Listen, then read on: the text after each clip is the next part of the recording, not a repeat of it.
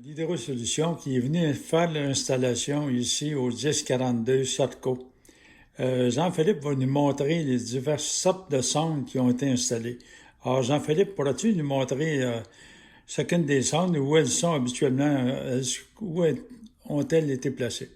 Parfait. Donc, je vais commencer avec la sonde simple ici.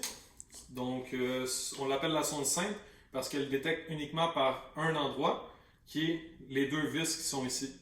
Ce modèle de sonde-là a été installé pour tous vos lavabos, toilettes, et également vos lavabos dans la salle de lavage, si cela vous concerne.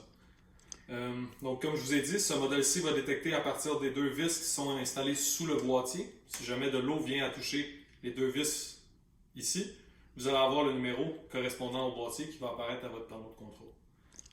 Donc, le modèle connecteur ici. Donc, ici, ça, vous avez le modèle connecteur. On l'appelle connecteur parce que lui n'a pas de vis pour détecter. C'est le branchement avec le fil qui est ici qui va venir détecter. Donc, le fil blanc qui est installé en dessous de votre machine à laver, frigo, lave-vaisselle et bain, dans la plupart des cas, c'est ça qui va être installé. Donc, lui, c'est le fil blanc que, lorsqu'il sera en contact avec de l'eau, si un jour il vient être en contact avec de l'eau, va s'enclencher et vous allez avoir le numéro du panneau, le numéro du détecteur, donc dans ce cas-ci, numéro 27, qui viendra apparaître au panneau. Donc, ceci est pour le modèle connecteur, c'est le fil blanc qui détecte. Ici, vous avez le modèle double, qui on appelle double parce que vous avez la combinaison des deux possibilités de détection, donc soit par les deux vis métalliques, comme le détecteur simple, ou par le branchement du fil, qui est le fil blanc ici détecteur. Ce modèle-là, habituellement, va être uniquement installé pour votre lavabo lave-vaisselle. Si cela vous concerne, dans le fond, on est venu protéger deux zones, donc votre évier de cuisine et votre lave-vaisselle à partir de ce boîtier-là. Dernier modèle de sonde qui est uniquement pour votre chauffe-eau. Donc, ce modèle-ci est installé dans votre bac de rétention d'eau près de votre panneau blanc de contrôle et près de votre chauffe-eau. Celui-là, si jamais votre chauffe-eau viendrait à couler, l'eau va augmenter dans votre bac de rétention et les deux vis métalliques, encore une fois, vont capter l'eau. Donc, lui, la détection se fait par les deux vis ici, encore une fois. La différence entre la sonde chauffe-eau et les autres sondes qui sont installées chez vous, ce modèle-là n'utilise pas de batterie. Les autres boîtiers qui sont installés chez vous ont une pile 3A au lithium qui est installée à l'intérieur. Maintenant, qu'est-ce qui arrive si c'est le problème du chauffe-eau? On appelle le plombier plus vite. OK, donc si vous avez une fuite d'eau sur un de ces boîtiers-là, utilisons la sonde chauffe-eau pour commencer. Dans ce cas-ci, si vous avez une fuite d'eau à votre chauffe-eau, vous voyez qu'il y a de l'eau et ça n'a pas été causé par une cause humaine, donc par vous ou par quelqu'un dans le condo, vous devez appeler un plombier pour faire réparer votre chauffe-eau, bien évidemment en urgence. Mais si c'est une fausse alerte, vous avez mis votre mop qui était mouillé dans le bac de rétention, vous avez renversé un petit peu d'eau, il y a un linge mouillé qui est tombé. À ce moment-ci, vous viendriez essuyer les deux vis en métal qui sont sous le détecteur. Donc, encore une fois, on essuie toujours les points de contact qui font la détection d'eau, qui sont situés sous le capteur. Donc, pour ce modèle-ci, on essuierait les deux petites vis métalliques. Pour le simple ou le double, si les vis ont été en contact avec de l'eau, il faudrait essuyer les deux vis métalliques. Et si le modèle connecteur, celui-ci va être un peu plus complexe, si le modèle connecteur vient être en contact avec de l'eau, il faudra essuyer le fil blanc en entier pour réouvrir votre système. Dans l'éventualité que vous savez que vous avez causé l'alerte, donc soit au bain, à la machine à laver, au frigo ou à la vaisselle, si l'alerte est une erreur humaine, vous avez renversé de l'eau, vous avez fait quelque chose relié à l'eau qui viendrait faire partir votre système, on vous conseille d'essuyer le fil en entier, si possible, encore une fois. Si cela est impossible pour vous, essuyez la plus grande majorité de l'eau que vous pouvez essuyer. Et puis, pour être capable de repartir le système, pour ne pas être obligé de sortir le fil de l'appareil si cela ne vous convient pas, vous pourriez débrancher la connexion avec le fil. Le boîtier sera toujours accessible. Le fil est toujours installé en dessous de votre appareil. Donc, dans votre condo, vous devriez toujours avoir accès à la connexion qui se fait entre le boîtier et le fil. Par la suite, si vous débranchez le fil, c'est très important de se prendre note de le rebrancher parce que si vous le débranchez, vous serez tenu responsable de le rebrancher par la suite.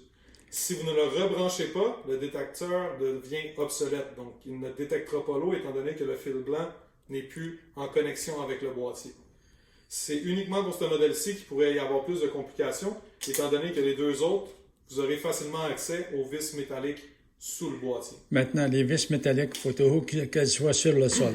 Exactement. Comme vous dites, si jamais vous venez à retirer les détecteurs pour un ménage ou une alerte ou quoi que ce soit, c'est très important de replacer les vis vers le sol. Si vous faites l'erreur de replacer les boîtiers, montrez donc les vis vers le haut et non les vis vers le sol, OK. vous pouvez toujours vous référer au numéro du détecteur et le numéro du détecteur devrait toujours être vers le bas. Donc les vis vers le plancher.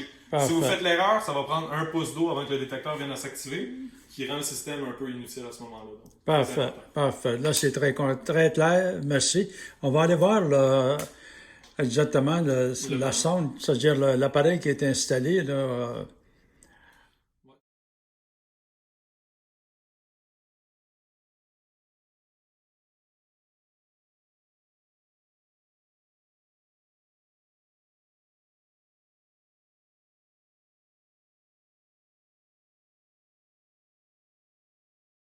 Nous sommes rendus dans la chambre à fournaise où est installé le système qui est relié directement à une prise électrique qui était dans le panneau ici.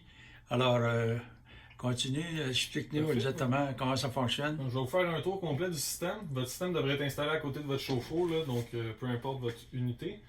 Votre système a deux branchements. On a le fil noir ici qui est branché à un branchement 110. Donc, soit que dans votre cas, on a passé une rallonge électrique qui doit être située à proximité, ou sinon vous êtes branché directement dans une prise 110 qui va faire l'alimentation du panneau.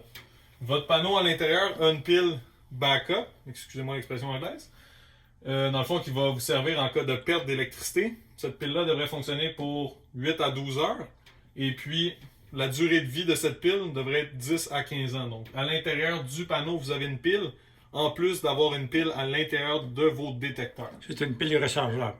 Qui est une pile rechargeable, donc qui est 5 batteries lithium soudées ensemble qui font la connexion. Vous avez le fil gris ici. Lui, ce fil gris-là a été connecté au moteur électrique qui a été installé par nous et le plombier. Donc ça, c'est vos deux connexions sur votre panneau. En tout temps, votre panneau devrait avoir, si votre eau est ouverte et votre branchement électrique est stable, vous devriez avoir les deux lumières vertes pleines. Les lumières ne devraient pas clignoter. Si vous avez une lumière qui clignote, ça signifierait un problème chez vous. Donc, la valve Aqua est installée à l'entrée d'eau principale de notre propriété, que ce soit directement au-dessus du chauffe-eau ou sur le tuyau principal qui est relié au système central de distribution d'eau. Assure la fermeture d'eau en toute sécurité, et ce, durant une courte période ou une longue période d'absence à votre domicile. Elle est connectée directement par fil à l'unité de contrôle pour une vitesse de réaction maximale. La première lumière verte ici signifie que votre eau est ouverte. Si vous avez une lumière rouge ici, ça voudrait dire qu'on aurait utilisé le dernier bouton au bout pour fermer votre eau. Donc à ce moment-là, durant la fermeture, la lumière va clignoter. Lorsque la fermeture sera complétée, vous allez avoir une lumière rouge pleine qui vous indique que votre eau est fermée manuellement. Juste à côté, vous avez l'option ouverture. Donc à ce moment-là, vous pourriez peser le troisième bouton en partant de la gauche. Et puis votre lumière rouge va se transformer en lumière verte qui clignote durant l'ouverture. Par la suite, la lumière verte va redevenir une lumière verte pleine, vous indiquant que la valve elle est bien ouverte. C'est ça. Donc ici, les deux fonctions qui ont été utilisées est la fonction ouverture, qui est le troisième bouton en partant de la gauche, et fermeture, qui était le quatrième bouton en partant de la gauche. Sinon, vous avez également une switch sur le dessus de votre panneau. Ce bouton-là devrait toujours être poussé vers la droite. C'est ce qui active votre pile rechargeable.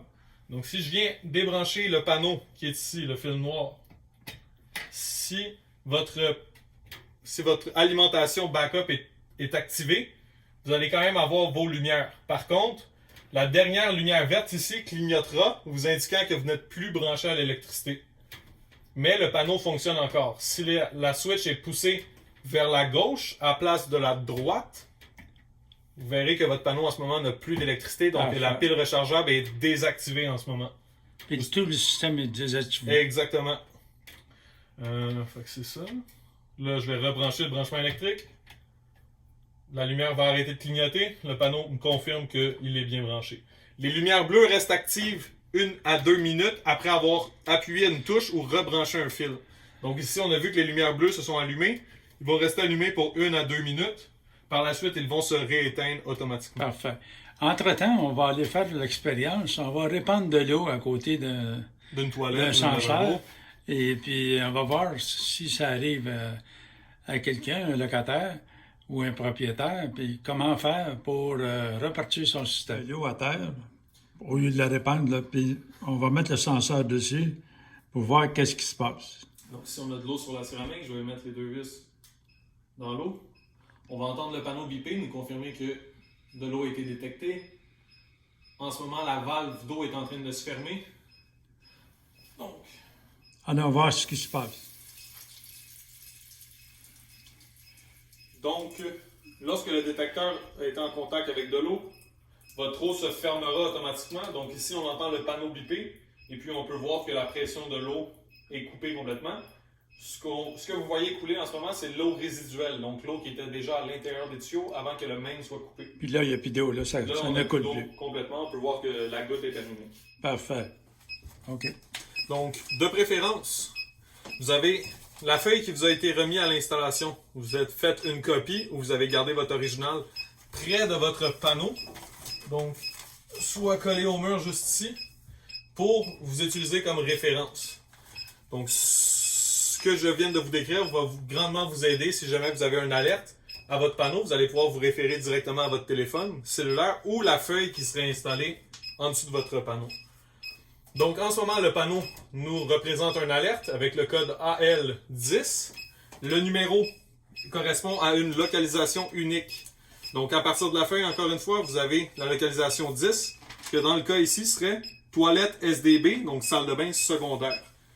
Ça vous permettrait d'aller voir la localisation. Donc là, vous pourriez voir que le petit capteur, où est-ce que le numéro est écrit également, 10, qui était à votre toilette, a détecté de l'eau. C'était peut-être pour une fausse alerte. Ça veut dire qu'il y a une synchronisation des deux, là. Exactement. Donc là, peut-être que vous aviez juste renversé un petit peu d'eau, ou peut-être que votre speedway à la toilette a commencé à couler.